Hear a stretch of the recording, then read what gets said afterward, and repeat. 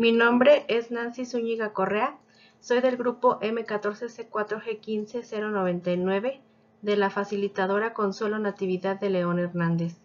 Esta es la actividad integradora 1, el átomo y sus alcances, de la unidad 1, materia y energía, del módulo 14 de prepa en línea CEP.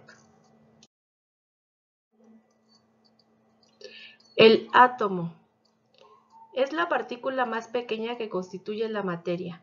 Se compone por subpartículas atómicas como protones, los cuales tienen carga eléctrica positiva y se encuentran en el núcleo del átomo. Neutrones, que no tienen carga, es decir, su carga es nula, y también se encuentran en el núcleo del átomo. Electrones, quienes tienen carga eléctrica negativa y se mueven alrededor del núcleo, es decir, en la corteza.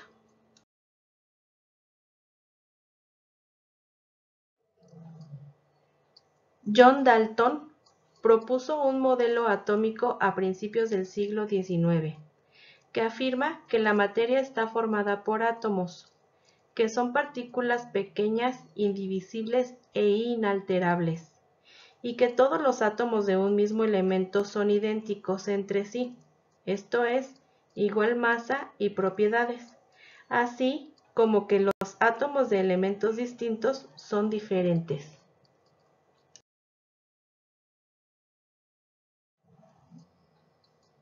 John Thomson, en 1899, descubre los electrones de carga negativa dentro del átomo, y en su modelo representa al átomo como una gran esfera de carga positiva y los electrones repartidos de forma uniforme por todo el átomo.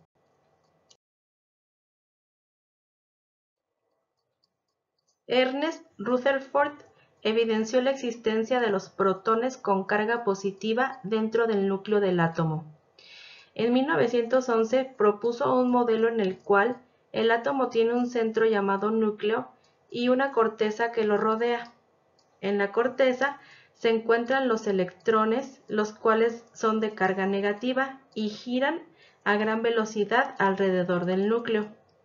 En el núcleo se encuentra la mayor masa del átomo y en la cual se concentran los protones. Su modelo fue conocido como el sistema planetario por su similitud con este.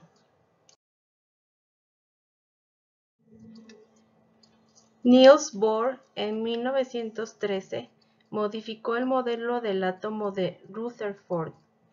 Estableció que los electrones describen órbitas circulares estables alrededor del núcleo sin irradiar energía, y que solo la emiten al realizar saltos entre las órbitas, cuando se les aplica energía proveniente del exterior. Entonces, cuando un electrón salta de un nivel a otro, la diferencia energética se libera en forma de fotón. Una reacción química es un proceso mediante el cual dos sustancias o más llamadas reactivos se combinan químicamente mediante la acción de un factor energético, convirtiéndose así en una nueva sustancia llamada producto. Por ejemplo, cuando el hierro reacciona a la combinación con el oxígeno del aire, el producto obtenido es la formación del óxido de hierro.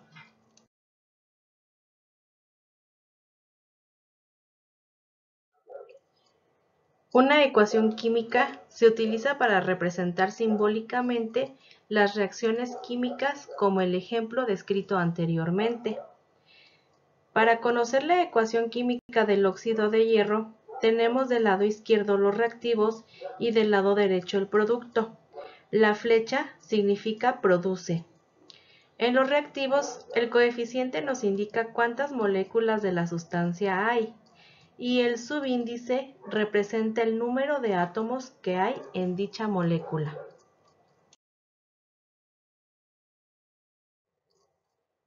Enlaces químicos. Es la fuerza que mantiene a los átomos unidos para formar los compuestos. Esta fuerza es de tipo electromagnética, en donde los electrones se redistribuyen, pero los átomos no cambian. Por ejemplo, en una molécula de agua, el hidrógeno sigue siendo hidrógeno y el oxígeno siempre es oxígeno. Son los electrones los que se comparten.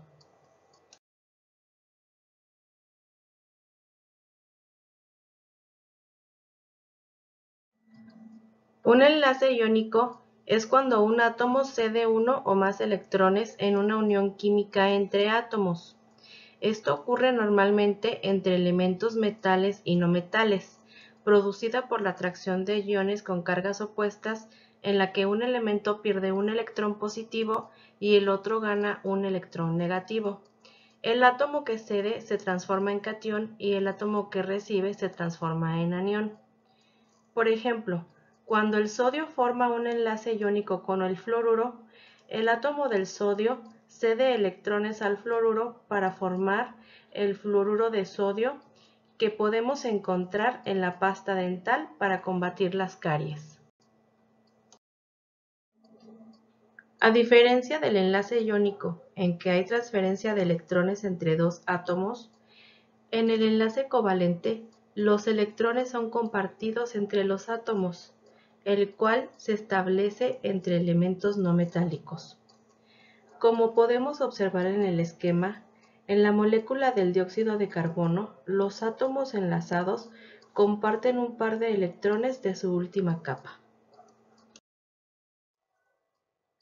El enlace metálico ocurre entre los elementos de metales, en el que los átomos enlazados pierden electrones de sus capas más externas, los cuales se trasladan entre ellos libremente formando una nube electrónica llamada mar de electrones.